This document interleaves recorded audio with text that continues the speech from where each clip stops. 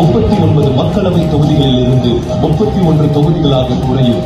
அதே சமயம் உத்தரப்பிரதேசம் 11 மக்களவை தொகுதிகளையும், பீகார் 10 தொகுதிகளையும், ராஜஸ்தான் 6 தொகுதிகளையும் கூடுதலாக பெறும். கல்வி, ஒளிபுரிமை, வரிப்பகிர்வு, பட்ஜெட் என தமிழ்நாட்டை தொடர்ந்து புறக்கணித்து வரும் ஒன்றிய அரசின் அடுத்த நகர்வுதான் தொகுதி மறுவரையறை.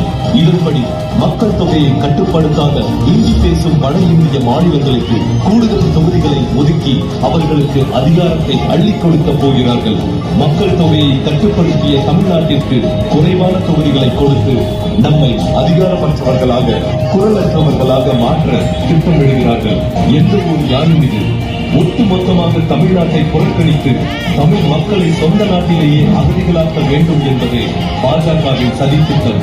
மக்களவை தொகுதி மறுவரையறை மூலம் நமது பிரதிநிதித்துவத்தை குறைத்து நமது குரலை பலவீனமாக